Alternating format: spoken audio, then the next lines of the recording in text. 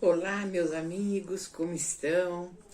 É um prazer estar com vocês novamente. A saudade das nossas palestras presenciais é imensa, mas nós precisamos exercitar a paciência, né, durante este momento de espera e orarmos muito para que tudo termine conforme a vontade de Deus.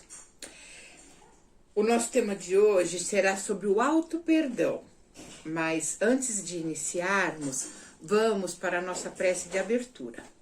Então vamos fechar os nossos olhos e nos ajoelharmos espiritualmente diante da figura amiga do nosso Mestre Jesus, pedindo a Ele que nos coloque sob seu manto de proteção, de luz e de amparo. Que Ele possa abençoar cada um de nós, nossa família, nossos amigos. Vamos agradecer à espiritualidade amiga por mais uma oportunidade bendita de estarmos mais uma vez aqui reunidos em nome de Jesus, podendo divulgar esta lúcida e esclarecedora doutrina. Que assim seja. Bom, gente, o auto-perdão é uma ação recomendada por Jesus para todos e, sobretudo, para os cristãos.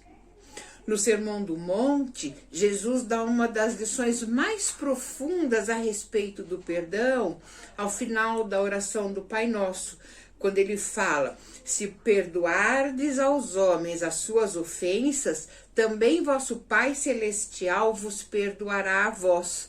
Porém, se não perdoardes aos homens, tampouco vosso Pai perdoará vossas ofensas. Isso está em Mateus capítulo 6, versículo 14 e 15.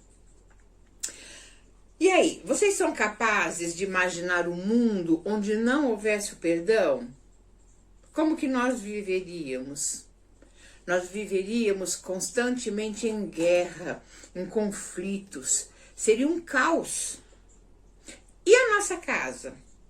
Já imaginaram todo mundo magoado, sentado na mesma mesa, todos no mesmo ambiente, sem se conversar, sem se olhar um nos olhos do outro, como se nós fôssemos desconhecidos um do outro? Coisa chata, né?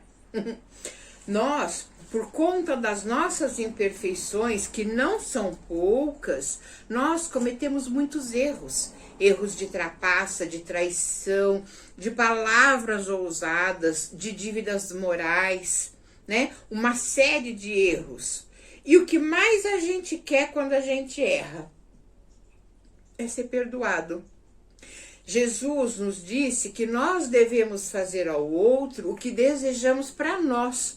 Porque para nós sempre sabemos o que é bom. Então, se é bom para mim, para o outro também será. E se eu quero ser perdoada, é preciso que eu saiba perdoar primeiro, porque é a partir de mim que tudo acontece.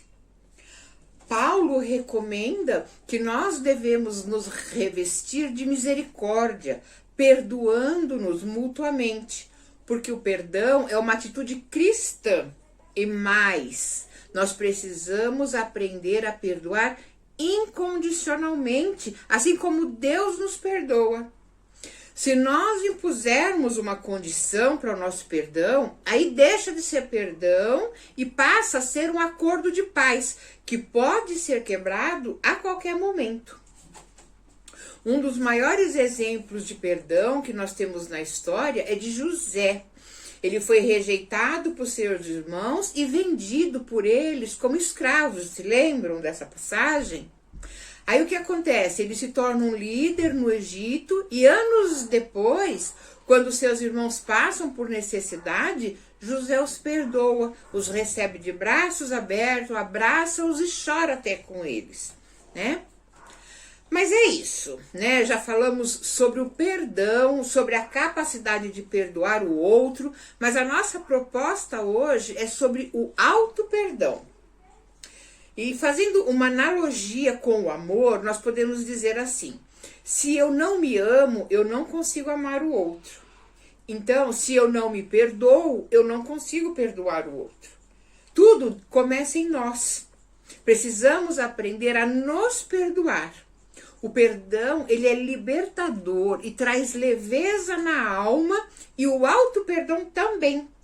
É preciso me libertar, me sentir livre de sentimentos e remorsos que me aprisionam ao passado, para que eu possa interagir com o universo e receber o que eu mereço. Todos nós cometemos erros, faz parte do nosso crescimento. E a primeira coisa que eu preciso fazer é reconhecer que eu erro. Quando eu fico me justificando, passando a mão na cabeça, tapando o sol com a peneira, eu não terei base para o auto-perdão. E o remorso é o cupim do coração. Porque quando eu não me perdoo, eu carrego esse sentimento, essa culpa, esse remorso. Enquanto nós estivermos envolvidos com o remorso, atrairemos para nós doenças correlacionadas com ele. Nós ainda gostamos de ouvir, né? Ai, coitado, né? Adoramos ser vítimas, adoramos ser infelizes. Aí o auto-perdão fica difícil, porque lá no fundo a pessoa quer ser uma sofredora e despertar a piedade do outro. Ela quer inspirar compaixão. E com isso ela não percebe o mal que está fazendo a si mesma. Enquanto você não parar de chorar a própria desgraça, nada de bom vai chegar até você. Nada vai fluir.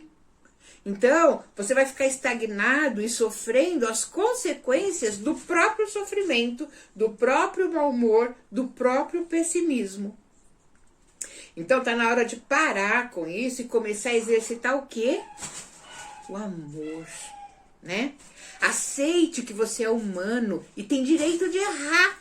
O que não pode é permanecer no erro. A gente precisa aceitar que errou e fazer o que estiver ao nosso alcance para reparar esse erro. Uma outra atitude tomada é viver de maneira otimista, acreditar no bem, né? Acreditar no certo, exercitar a fé. Nós somos aquilo que nós acreditamos ser. Então, exercite os bons pensamentos, a boa conduta, que são caminhos que nos farão mais felizes. Ao invés de pensar, por que eu? Pense, por que não eu? Ao invés de querer despertar a compaixão, a piedade alheia, procure despertar a admiração. E não permita que ninguém lhe ache coitado, um infeliz, um fracassado. Porque tristeza atrai tristeza, pobreza atrai pobreza, fortuna atrai fortuna, alegria, alegria, e por aí vai, né? Nós atraímos aquilo que nós queremos, aquilo que nós plasmamos. E quando nós nos sentirmos abatidos, seja pela dor física ou pela dor moral, nós devemos reagir positivamente. E isso não significa negar a existência do problema, e sim ter a consciência de que as adversidades fazem parte da vida. Nós devemos enfrentar a vida com otimismo, com alegria, parar com a autoflagelação e enfrentar os problemas de frente, né? Você precisa se desculpar e sair da sintonia inferior, porque esses pensamentos ruins baixam o nosso padrão vibracional. E perdoar também não é devolver na mesma moeda o mal que alguém nos fez, e sim retribuir com o quê? Com o bem. Perdoar não é esquecer, porque quem esquece é quem sofre de Alzheimer. Perdoar é você ser capaz de se lembrar do acontecido, se lembrar daquele momento feliz e não reviver a mesma dor. Muitas vezes nós cultivamos a dor, a mágoa, o rancor e essa energia ruim que se transforma em doença no nosso perispírito. E logo depois essa doença ela se manifesta no nosso corpo físico. Então nós devemos olhar para os nossos algozes do mesmo jeito que um terapeuta olha para o seu paciente. Nós precisamos ver nele um ser que precisa da nossa ajuda e não da nossa raiva. Nós precisamos ver que ele é o doente e que é o nosso amor que irá curá-lo. Simples assim. Muitas vezes nos sentimos culpados pelo comportamento errado do outro. Nós achamos que se ele nos trata mal, é em consequência de alguma má atitude nossa. Mas isso não é verdade, nós não devemos pensar assim. Né? Nós não podemos abraçar o problema que é do outro, assim como não podemos querer que o outro arque com a responsabilidade dos nossos erros. E são esses nossos erros não trabalhados que atrasam o nosso progresso. Ao longo da vida, nós carregamos muitas culpas, né? Nos sentimos culpados por erros que cometemos e que causam ou causaram prejuízo a outros, né? Nos sentimos culpados quando transgredimos as leis de Deus. Nós temos gravado na nossa consciência todas as leis de Deus. E cada vez que infringimos uma delas, nós nos sentimos culpados. Quando nós alimentamos desejo de vingança, nós também nos sentimos culpados. Também nos sentimos culpados quando temos comportamentos agressivos, né? Alimentar essas culpas entorpece o nosso entusiasmo para ações edificantes. A culpa ela deve ser superada mediante ações positivas. E o que nós precisamos fazer para nos auto-perdoar?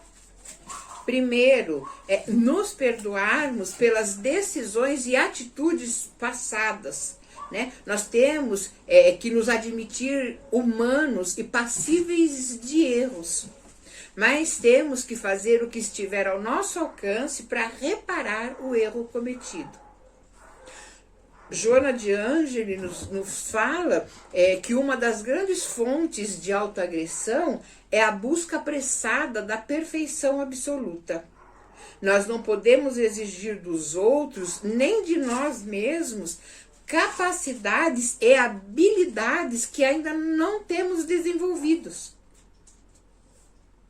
Segundo, nós temos que modificar hábitos negativos de pensamentos e comportamentos. Uma coisa que dificulta o auto-perdão e atrasa a nossa evolução é o hábito de reclamar e ficar agasalhando pensamentos negativos. Tem gente que vive se achando um coitado, um infeliz, um injustiçado. É preciso modificar essa atitude mental. A pessoa precisa passar a acreditar nela mesma. E terceiro, ter a coragem de reconhecer a luz dentro de si. Todos nós temos a semente do amor no peito, louca para germinar, para florescer. Então, vamos permitir que isso aconteça. Dessa forma, nós seremos capazes de curar as nossas próprias feridas.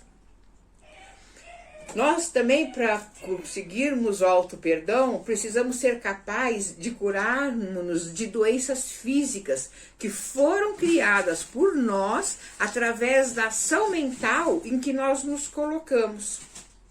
É preciso que nós nos libertemos da vergonha, da raiva, da culpa. Esses sentimentos são contrários ao que nos ensinou Jesus no Sermão do Monte, onde ele nos inspirou a confiança em Deus, o amor, a justiça e todas as outras virtudes. Saiba que você é um ser de amor, de compaixão e de paz. Além de todas as outras virtudes, lógico, né? Mas precisa querer colocar elas em prática.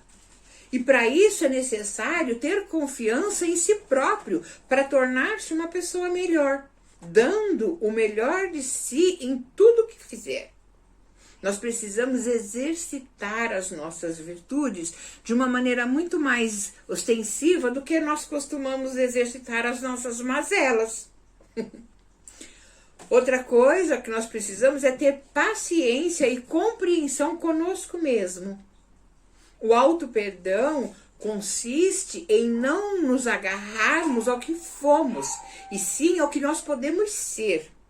Na nossa determinação, na busca do nosso progresso moral e buscar dentro de nós aquilo que trazemos cravado no nosso espírito. E o que nós trazemos cravados no nosso espírito? As leis de Jesus, as leis de Deus, as leis que Jesus nos trouxe. É aplicando essas leis primeiramente em nós que seremos capazes do auto-perdão. E uma vez sendo capaz de se auto-perdoar, perdoar o outro fica muito mais fácil, né? Então é isso, pessoal. Esse foi o nosso lembrete de hoje e que nós possamos levar esse tema para a nossa semana, refletir sobre o que entendemos e tentar aplicar isso no nosso cotidiano. E mais importante de tudo é colocar em prática o que nós já temos como teoria, certo? Se ficar alguma dúvida, vocês deixem aí embaixo uma pergunta, um questionamento que a gente volta a conversar sobre isso. Então eu quero agradecer a vocês pela atenção e que nós possamos em breve estarmos todos juntos novamente.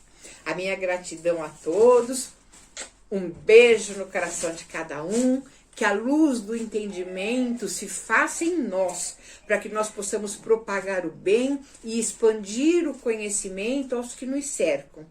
E que o amor de Jesus nos envolva hoje e sempre. Gratidão.